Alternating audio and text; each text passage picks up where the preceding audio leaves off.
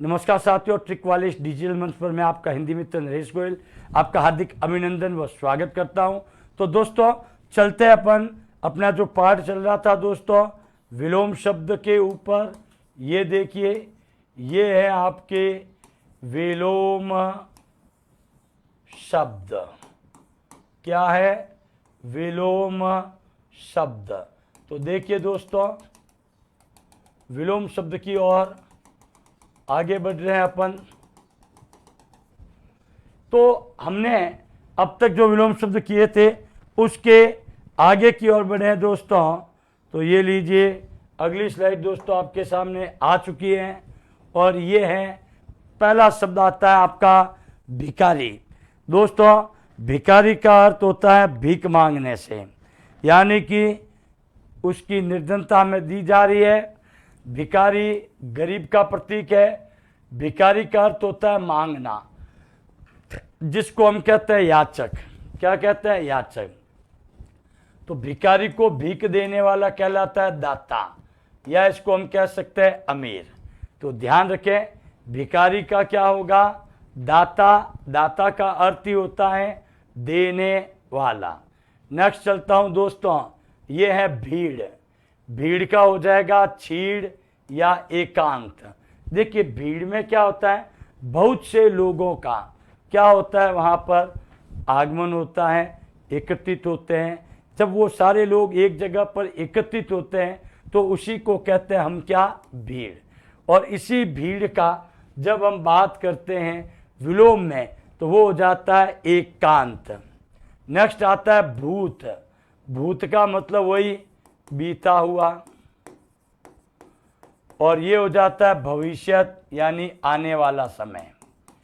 आने वाला समय। और इसी का परिणाम होता है, इसको कहते हैं अधनभूत, यानी जो बीता हुआ नहीं है। अगर अपन इसको काल के अंतर्गत पढ़ते हैं तो दोस्तों बीते हुए समय को कहते हैं भूतकाल, और आने वाले समय उसको क्या कहते हैं अपन? भविष्यत काल। अगला है दोस्तों शब्द है भूरी। कई है भूरी। अगर अपन भूरी शब्द का अर्थ लगाए दोस्तों, किसका लगाए? भूरी शब्द का अर्थ है। तो देखिए दोस्तों, भूरी शब्द का अर्थ होता है भूरी। ये देखिए भूरी,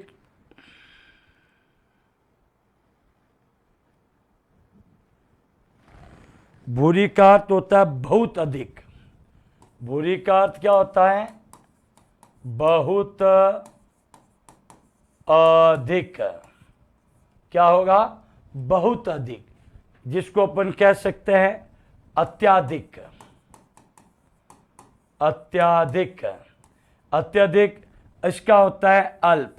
अल्प का अर्थ होता है कम से। अल्प का अर्थ किससे होगा?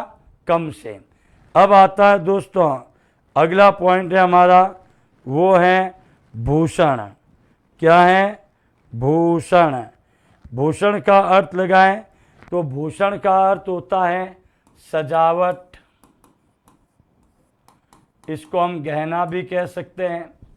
तो भूषण का अर्थ होता है सजावट से, और भूषण का जो पॉइंट बनता है विलोम शब्द, वो बनता है दोस्तों दूषण। क्या बनता है? दूषण। दूषण का अर्थ होता है दोष से। किससे होता है? दोष से। देखिए अगर अपन यहाँ दोष की बात करते हैं दोस्तों, तो दोष के अंतर्गत देखिए भूषण। भूषण का तात्पर्य क्या होता है? सजाने से। जैसे किसी को हमने किसी पुरस्कार से पुरस्कृत किया है, उसको विभूषित किया गया है, भूषित। तो इसका क्या हो जाएगा? दूषण। दूषण का दोष। भोगी। भोगी का अर्थ होता है भोग करने वाला। भोगी का अर्थ क्या होता है? भोग करने वाला। भोग का उल्टा हो जाएगा योग। जो योग करे वो क्या कहलाता है? योगी। जैसे अगला जो शब्द लिया है वो हमने लिया है दोस्तों भोला। भोला क्या लिया है? भोला। भोला की जब हम बात करें दोस्तों तो भोला का होगा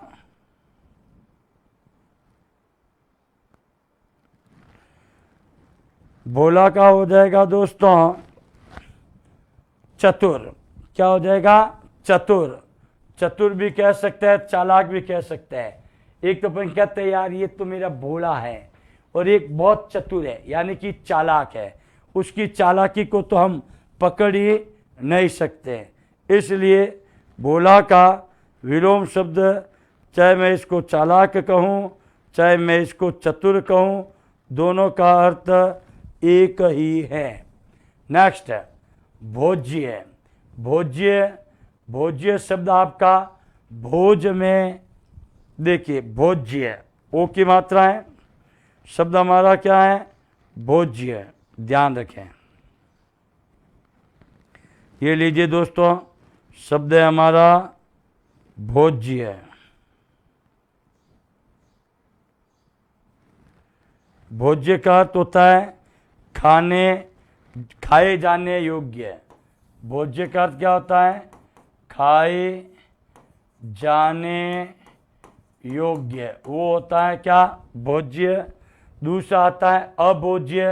अभोज्य नाम से पता चल रहा है अधन भोज्य। अ का अर्थ होता है ना, अर्थात न खाए जाने योग्य।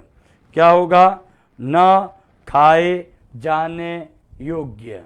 यहाँ अपन चाहे तो इसको लिख सकते हैं, ये देखो, न खाए जाने योग्य, ये क्या होगा? अभोज्य। अब देखो भौतिक। भौतिक में इत प्रत्यय लगा है, क्योंकि दोस्तों कहते हैं कि भौतिक ज्ञान क्या होना चाहिए? भौतिक। तो भौतिक में देखिए इक प्रत्यय लगा हुआ है, भौतिक में इत प्रत्यय लगा हुआ है। भौतिक का अर्थ होता है, ये देखिए, सांसारिक। भौतिक का अर्थ क्या होता है दोस्तों? सांसारिक कह सकते हैं अपन, ठीक है ना। भौतिक का अर्थ क्या होता है? सांसारिक। अगर मैं इसका विलोम शब्द करता हूं दोस्तों, तो भौतिक का विलोम शब्द होगा आपका आध्यात्मिक। क्या होता है? आध्यात्मिक। ध्यान रखना दोस्तों, आध्यात्मिक का अर्थ होता है आपके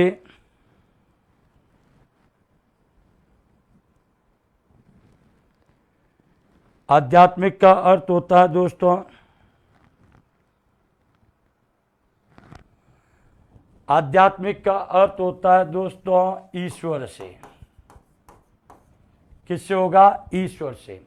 देखिए जैसा कि हमने यहाँ लिखा है, भौतिक तो वो सांसारिक क्रियाकलापों से हैं, और आध्यात्मिक करते हैं दोस्तों तो वो होता है जो ईश्वर से हो या आत्मा से हो। क्या हो? ईश्वर की शक्ति आध्यात्मिक है, या भगवान की भक्ति, तभी कहते हैं कि हमें आध्यात्मिक होना चाहिए। अब आता है दोस्तों भ्रम। भ्रम से सीधा सा अर्थ निकलता है, शब्द क्या निकलता है? भ्रम से। तो ये देखिए, भ्रम का क्या हो जाता है? विभ्रम। विधन भ्रम, यानी कि जो भ्रम से भिन्न हो वो क्या करेगा? भ्रम। हमें भ्रम हुआ, ठीक है। अब आता है भ्रांत। भ्रांत की जब हम बात करते हैं दोस्तों, तो भ्रांत में होता है आपका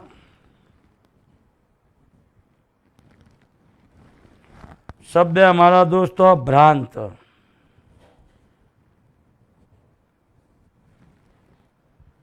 और भ्रांत का अर्थ होता है,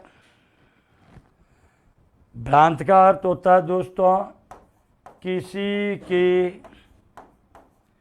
मन में भ्रम।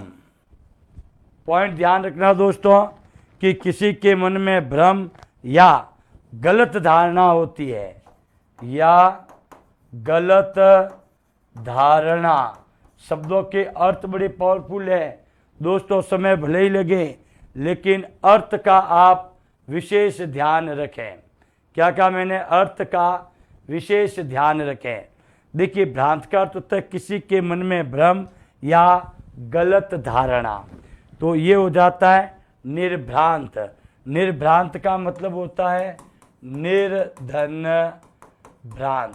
निर का अर्थ होता है बिना, यानी कि बिना, अगर हम कहें कि बिना किसी के मन में भ्रम या बिना गलत धारणा का, तो उसको हम क्या कहेंगे?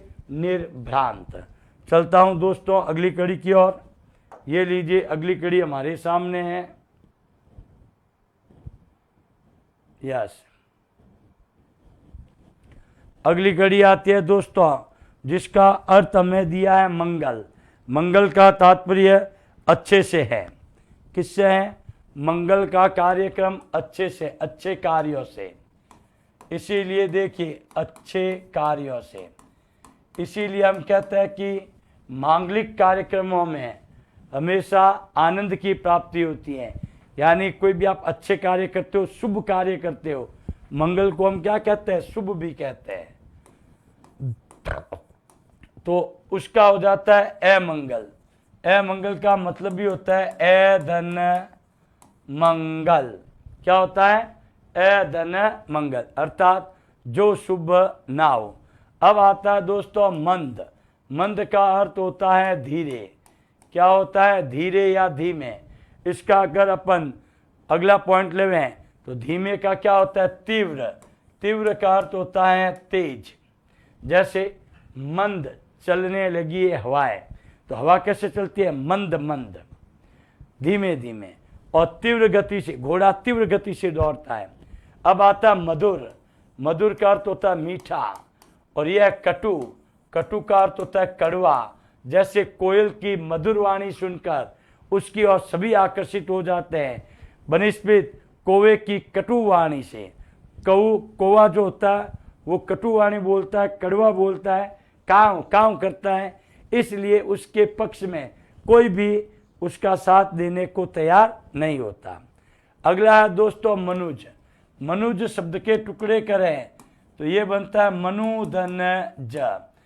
षष्ठी पर आने वाला फर्स्ट व्यक्ति मनु था, और उसके द्वारा जिसने जन्म लिया वो क्या कहलाए? मानव। क्या कहलाए? मानव। उसी प्रकार इसी का दूसरा भाई कह दूं मैं, वो है धनु धन ज, अर्थात धनु से जिसने जन्म लिया वो क्या कहलाया? दानव।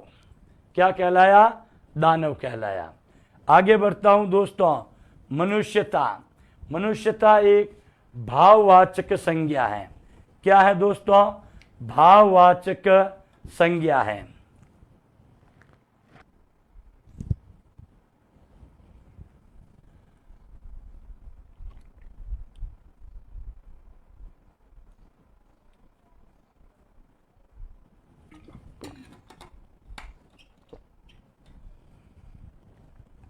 यस, देखिए हमने क्या कहा? मनुष्यता।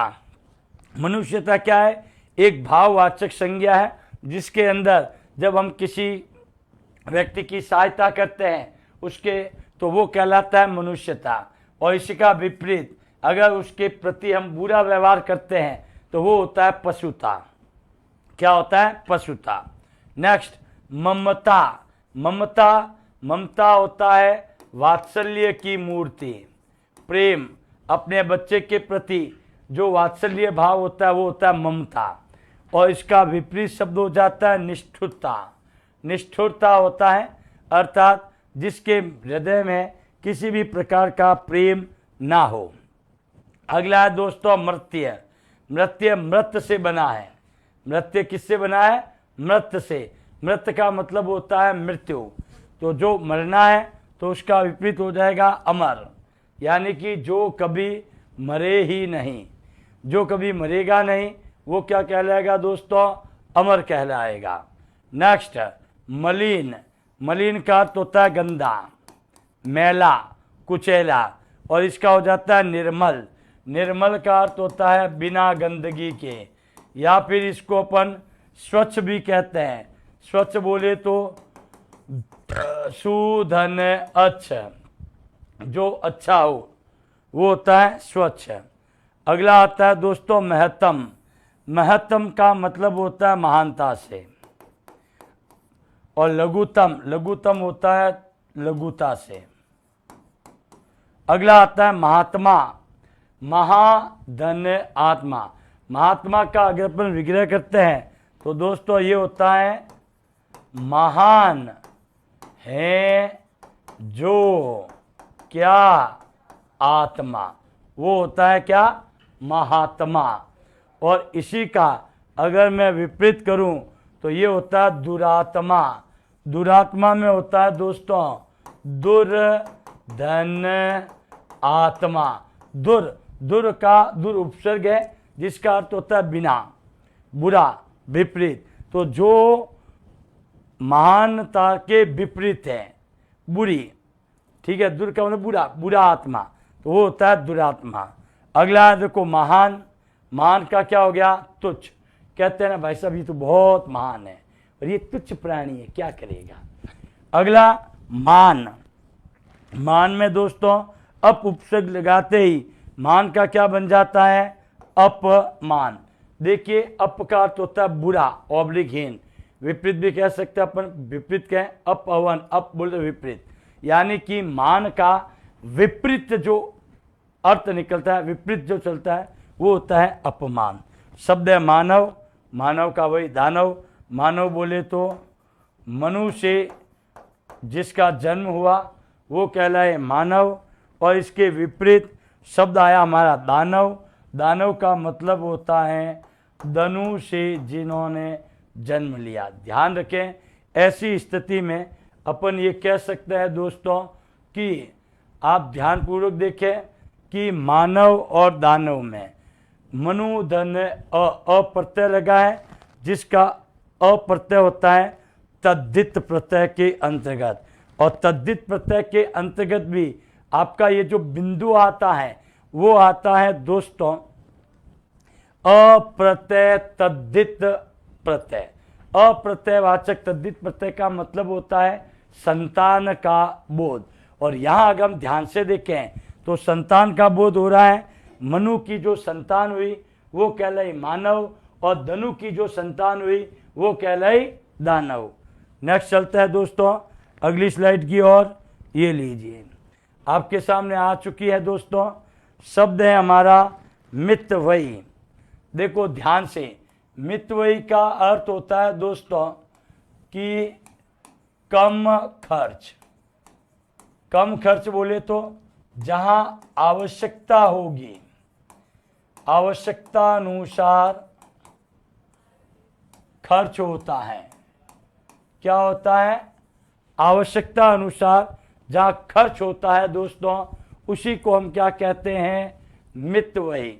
देखो मितव्ययी जहां उसकी आवश्यकता होगी वही खर्च करेगा, अन्यथा नहीं। और इसका विपरीत मैं लूं अपव्ययी।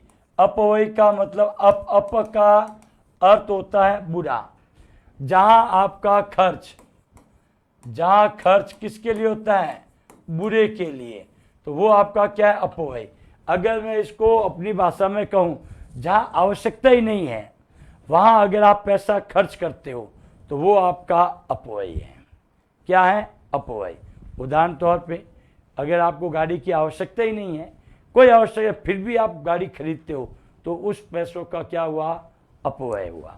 नेक्स्ट मिलन। मिलन का अर्थ होता है मिलना। हिंदी में कहते हैं इसको योग।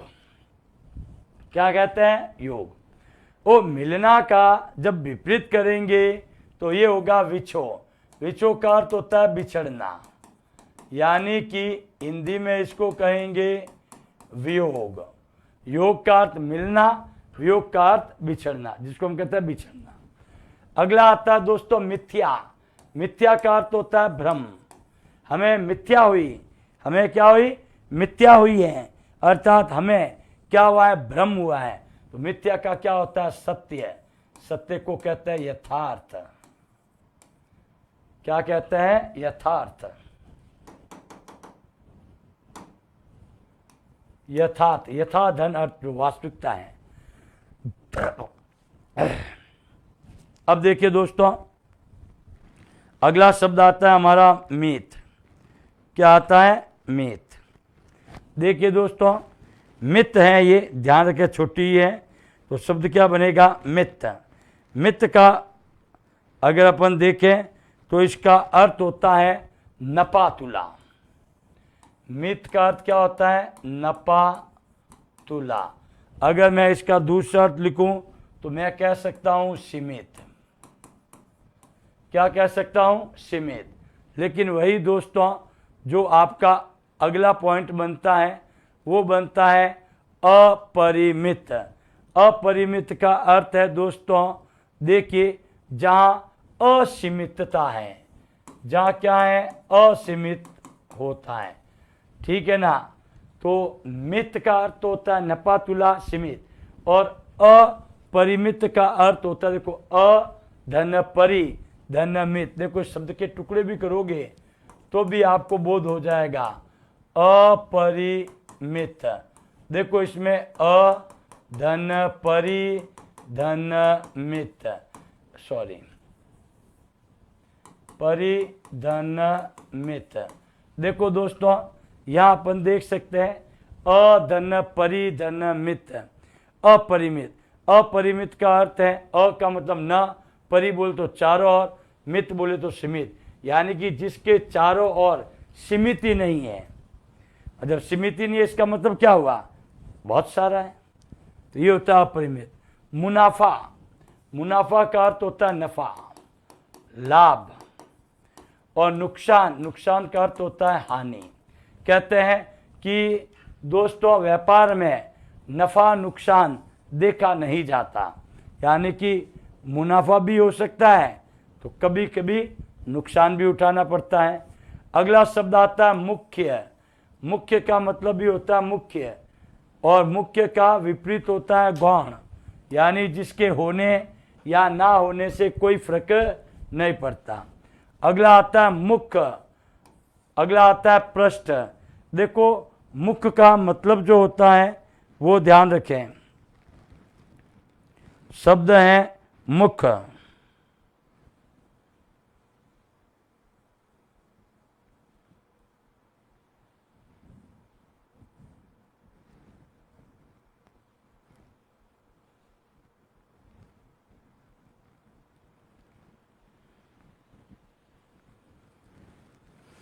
जब दोस्तों मुख का अर्थ लगाएं तो ये होता है आपका चेहरा से, और पृष्ठ शब्द क्या है?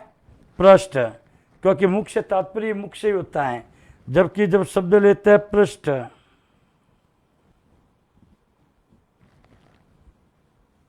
पृष्ठ का अर्थ होता है पन्ना।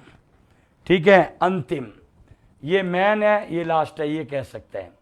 मूल्यवान, जिसका मूल्य बहुत अच्छा होता है, अधिक होता है, तो हम उसके लिए कहते हैं कि भाई ये तो मूल्यवान है। क्या है? मूल्यवान। और जिसका मूल्य ही ना हो वो क्या होगा? मूल्यहीन। तो मूल्यवान का क्या हो जाएगा? मूल्यहीन। अगला मृत। मृत का अर्थ होता है मरा हुआ, और यह है जीवित, लाइव। मुक, मुक का अर्थ होता है गूंगा। मुक बोले तो गूंगा, अर्थात जो बोल ना सके, वो होता है मुक। और मुक का विपरीत हो जाता है वाचाल। वाचाल का अर्थ होता है बोलने वाला। क्या होता है? बोलने वाला। अगला है दोस्तों मेहनती। मेहनती का अर्थ होता है परिश्रमी, जो अपनी परिश्रमी, जो अपनी मेहनत से उस कार्य को पूर्ण करता है। वही उसका विपरीत क्या होता है? आलसी। आलसी बोले तो जिसमें आलस हो। क्या हो? आलस, उसको कहते हैं आलसी। एक हुए दोस्तों मेहमान, अतिथि। एक हुए मेजबान, जो अपने ही मेहमान के रूप में आए, वो होता है मेजबान। ये तो जैसे कि एक तो बाहर के टूरिस्ट आते हैं, वो भी मेहमान है, और एक जोधपुर के भी टूरिस्ट हैं, वो क्या कहलाएंगे? मेजबान। अगला देखो मोक्ष। मोक्ष का मतलब होता है बंधन से मुक्त हो जाते हैं, आजादी, जबकि इसका विपरीत शब्द बंधन, यानी कि बंधन में जकड़ा हुआ। नेक्स्ट आता है दोस्तों मौखिक। मौखिक का मतलब होता है ओरल, यानी कि मुख से बोलना, वो होता है मौखिक। मौखिक का विपरीत हो जाएगा लिखित। लिखित बोले तो लिखना, इसलिए इसको इंग्लिश में कहते हैं मौखिक को ओरल, और लिखित को कहते हैं रिटन। ये होते हैं एग्जाम, मौखिक एग्जाम और रिटन एग्जाम। शब्द आता है मौलिक। मौलिक में देखिए कहते हैं ये आपके मौलिक गुण हैं। क्या है? मौलिक गुण। देख लीजिए शब्द हमने लिया है क्या? मौलिक।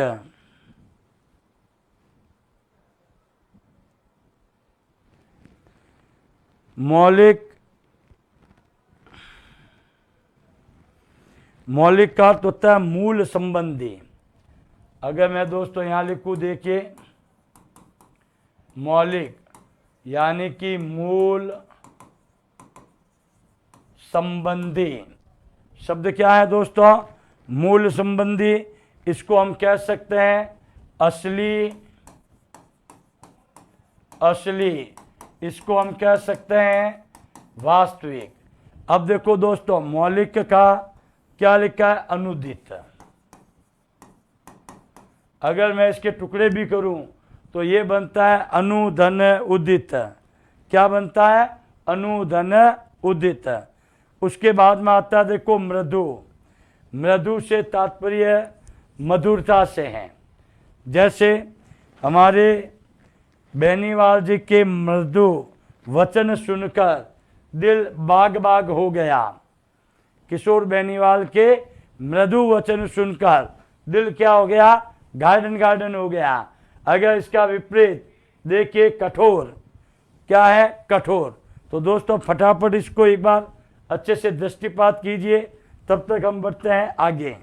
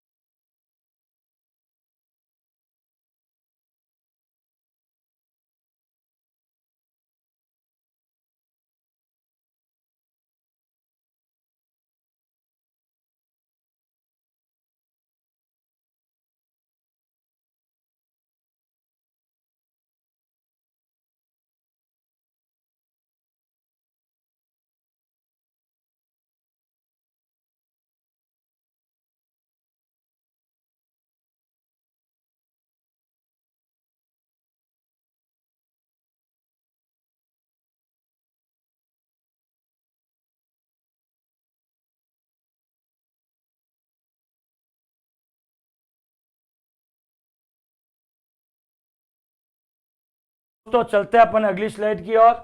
ये लीजिए अगली स्लाइड आपके सामने आ चुकी है दोस्तों, ध्यानपूर्वक देखें।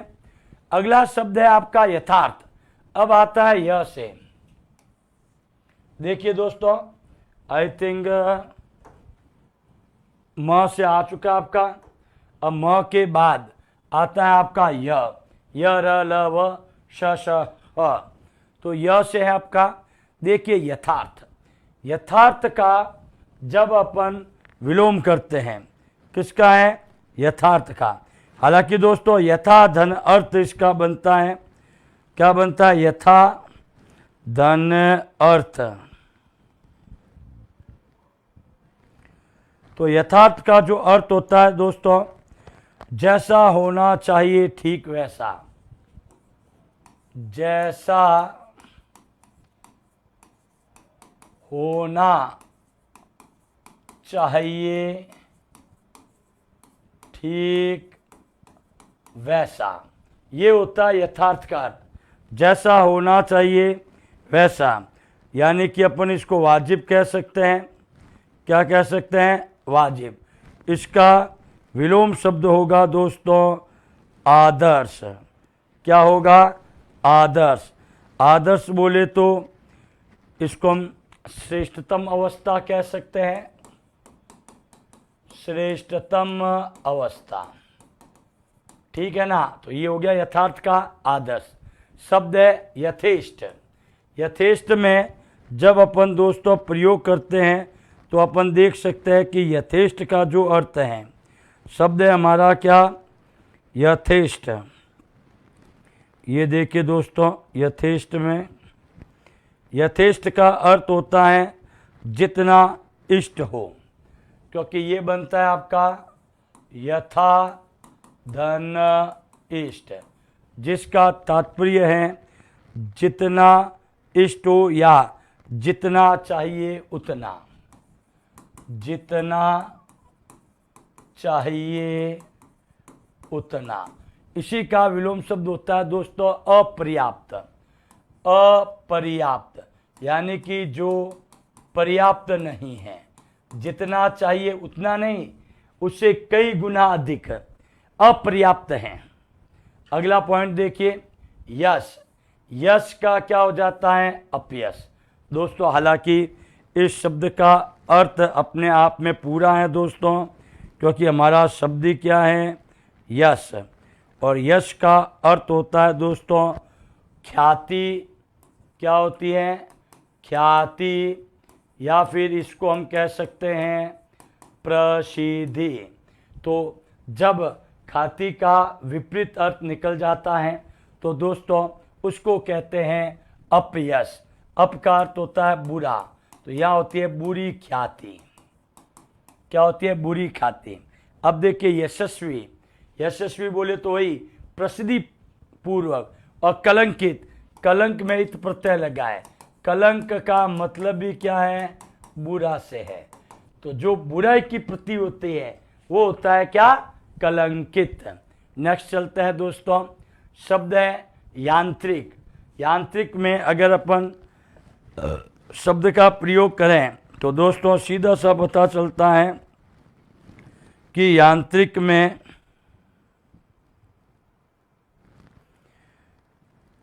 यांत्रिक का अर्थ होता है यंत्र संबंधी।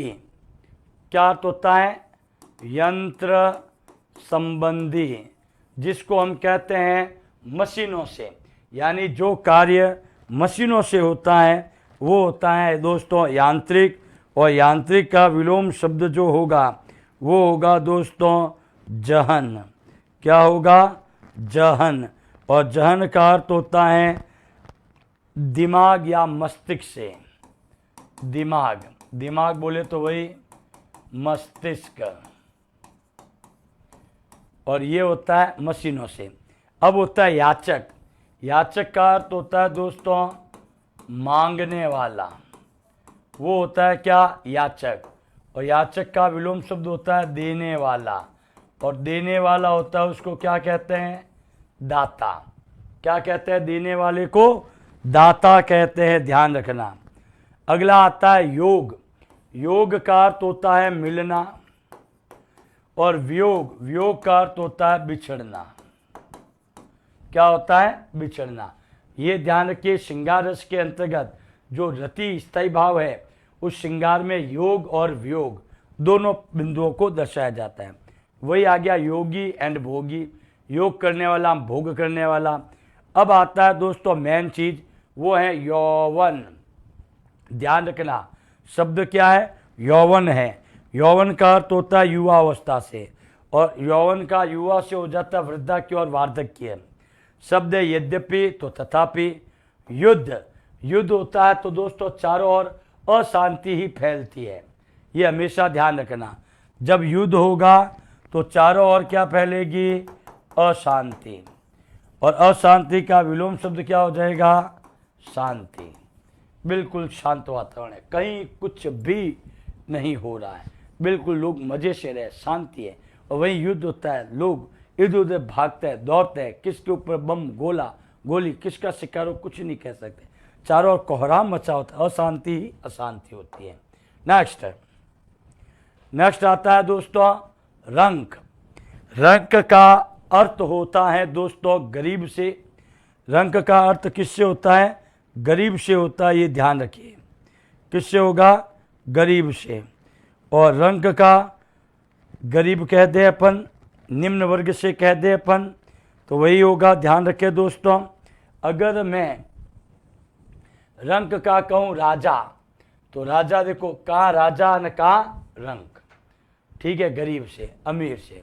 रक्षक, रक्षक का अर्थ वही रक्षा करने वाला, यानी कि रक्षा करने वाला, अर्थात रक्षा करने वाला। और इसी का विपरीत हो जाता है, अगर इसको अगर मैं दूसरे अर्थ में लिखूं तो बचाने वाला। अब भक्षक, भक्षक होता है खाने वाला, तो जो खाने वाला होता है वो भक्षक है, और उसको बचाने वाला होता है वो कहलाता है रक्षक। इसलिए दोस्तों इसके बारे में कहा जाता है कि यदि रक्षक ही भक्षक बन जाए तो लोग कहाँ जाए। अगला पॉइंट आता है दोस्तों रचना। रचना का मतलब होता है निर्माण से। जब हम किसी चीज का निर्माण करते हैं, उसकी रचना करते हैं।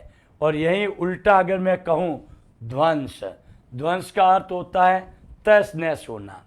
इसका ही देखो दूसरा रूप कर दिया, आत्मक लगा दिया, रचनात्मक, तो ये हो जाएगा ध्वंसनात्मक। अब देखो दूसरा अर्थ आता है दोस्तों रथ। रथ शब्द में बहुत ही बड़ा भाव छुपा हुआ है, ध्यान रखना, क्योंकि जो हमारा शब्द है वो है रथ। और रथ का जो अर्थ होता है दोस्तों वो होता है प्रेम में पड़ा हुआ। एक अर्थ तो क्या है? प्रेम में पड़ा हुआ कहते हैं ना, क्योंकि ये प्रेम चीज ऐसी है दोस्तों जिसके अंदर चला जाए। या फिर अपन ये कहते हैं कि जब हम किसी कार्य में लग जाए, उस कार्य में ऐसे लग जाते हैं कि हमें दूसरे कार्यों की तरफ मतलब समय नहीं मिलता है, तो वो होता है रत। यानी कि इसको अपन एक प्रकार ये भी कह सकते हैं लीन होना। दूसरा इसका विलोम क्या होगा? विधन रत, बिन रत हो। एक है रहित, रहित का अर्थ होता है बिना, और एक है सहित, सहित का अर्थ होता है साथ।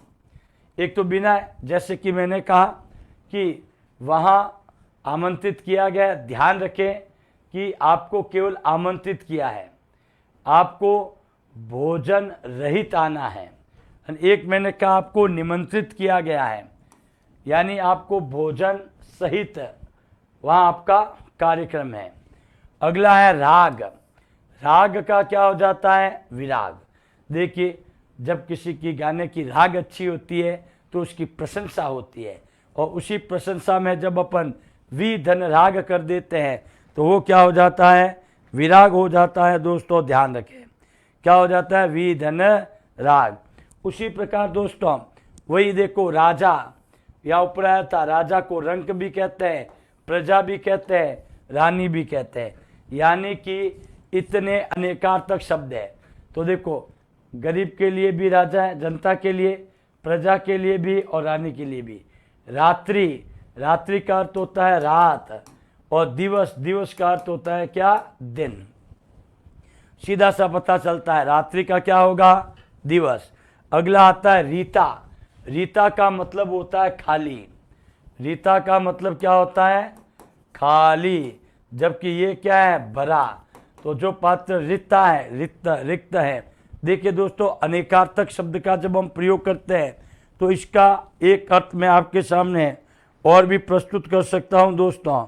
जैसे कि हमारा जो शब्द है रीता, क्या है, रीता। रीता का जो अर्थ है वो है दोस्तों, रीता का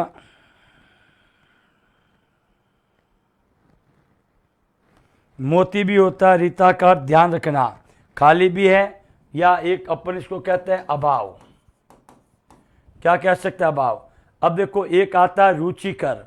रुचिकर का मतलब होता है दोस्तों, जिस कार्य करने में हमें क्या होती है, रुचि होती है, उस कार्य को करते हैं तो हमें आनंद की प्राप्ति होती है।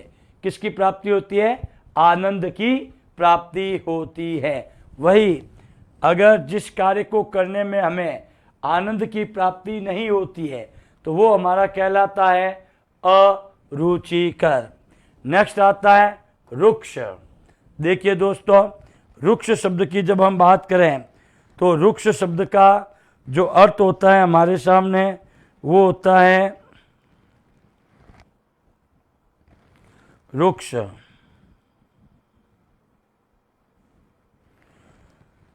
तो रुक्ष का अर्थ होता है दोस्तों रूखा, जिसको हम कहते हैं नीरस। क्या कहते हैं, रूखा, या फिर इसको क्या कहते हैं। देखो शब्द के अर्थ को ध्यान रखना, ऐसा ना हो कि मन से कुछ भी आप लिख दें।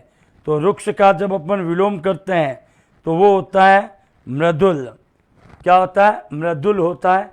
मृषण कहूँ चाहे नहीं कहूँ, अगर मैं मृषण करता हूँ दोस्तों, क्या करता हूँ, मृषण। ये देखिए मृषण का अर्थ होता है चिकना। क्या होता है, चिकना, या फिर हम इसको कह सकते हैं मुलायम, क्योंकि ये सूखा है, नीरस है, तो ये क्या होगा, सूखा का चिकना, सरस भी कह सकते हैं। अगला आता है रोगी। रोगी का अर्थ होता है दोस्तों बीमार। और निरोग, निरोग का बनता है निर्धन रोग, जिसका अर्थ होता है बिना रोग का, अर्थात जो बीमार ही नहीं है, वो होता है क्या, मृषण। इसको नहीं भी निरोग, निर्धन रोग। चलता हूं दोस्तों अगली कड़ी की ओर। ये लीजिए, अगला आता है आपका ल से। किससे आता है दोस्तों, ल से आता है। जब हम ल से करें तो दोस्तों ये बनता है, देखो ल से हम प्रयोग करते हैं दोस्तों। लीजिए ल का पॉइंट हमारे सामने आ चुका है। ल से बना है दोस्तों लघु। लघु को हम गुरु भी कह सकते हैं, लाघव भी कह सकते हैं। लाघव का अर्थ ही होता है दोस्तों लघु धन अ। लाघव का जब अपन विच्छेद करते हैं तो ये क्या बनता है, लघु धन अ। क्या बना, लाघव। देखिए दोस्तों, लघु का अर्थ होता है छोटा, गुरु का अर्थ होता है बड़ा। जब अपन स्वर की बात करते थे तो स्वर में मैंने बताया था मात्रा के आधार पर। किसके आधार पर, मात्रा के आधार पर इसके दो पार्ट किए थे। एक किया था लघु, एक किया था गुरु। तो लघु का ऑपोजिट क्या हो जाता है, गुरु। लघु में मैंने कहा था अ, ई, उ एंड री, बाकी बचा वो गुरु। आ, ई, उ, ए, आई, ओ और आओ। ये किसका बोध कराते हैं, गुरु का बोध कराते हैं। अब आता है दोस्तों अगला शब्द जो है हमारा वो है लभ्य। देखिए दोस्तों, लभ्य बना है लाभ से। किससे बना है, लाभ से। तो ये हो जाता है आपका लभ्य। तो लभ्य का अर्थ क्या होता है? इसको पाया जा सकने वाला भी कह सकते हैं, उचित भी कह सकते हैं। पाया जा सकने वाला, या फिर इसका दूसरा अर्थ हमने क्या कहा? उचित। देखिए अलभ्य, अलभ्य का अर्थ होता है अधन लभ्य। अ का मतलब होता है नहीं, अर्थात जिसे पाया ना जा सके। अगला आता है ललित। ललित का अर्थ होता है सुंदर रूप वाला, सुंदर। कुरूप, कुरूप का मतलब है कु धन रूप, अर्थात बुरे रूप वाला। अगला शब्द आता है लाघव। लाघव का अर्थ होता है लघु धन अ। शब्द है आपका क्या? गौरव। गौरव का बनता है गुरु धन अ। तो ध्यान रखना, दोनों में ही आपके अ प्रत्यय लगा के पॉइंट को समझाया गया है। तो क्या बन जाता है आपका? लाघव, और ये बन जाता है गौरव। अब अगला पॉइंट है लिप्सा। लिप्सा का जब अपन पॉइंट करते हैं, शब्द क्या है हमारा? लिप्सा। ये ध्यान रखें, लिप्सा में शब्द है दोस्तों लिप्सा।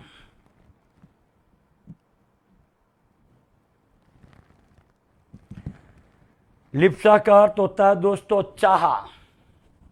लिप्सा का अर्थ क्या होता है? चाह, या फिर हम इसको क्या कह सकते हैं? इच्छा। इसका विपरीत यानी विलोम शब्द क्या होगा? प्रकट। अब आता है लिप्त। लिप्त में देखिए जो शब्द है हमारा, शब्द है लिप्त। तो लिप्त का अर्थ होता है लगा हुआ। लिप्त का अर्थ क्या होता है? लगा हुआ। और ये हो जाता है निर्लिप्त। निर्धन लिप्त, जो लगा हुआ नहीं है, वो क्या हो जाएगा? निर्धन लिप्त। देखिए लुप्त, लुप्त का अर्थ होता है गायब, और प्रकट गायब का। लोक, लोक का हो जाता है परधन लोक, यानी कि दूसरे लोक, वो होता है परलोक। तो दोस्तों लोक का क्या हो जाएगा? परलोक हो जाएगा। क्या हो जाएगा? परलोक। नेक्स्ट चलते हैं दोस्तों अगली कड़ी की ओर। शब्द है लौकिक। देखिए लौकिक में सीधा सा पॉइंट है कि अधन लौकिक। कहते हैं ना कि ये तो अलौकिक छटा है, लौकिक नहीं है, अलौकिक है। तो लौक का क्या हो जाता है दोस्तों? अलौकिक।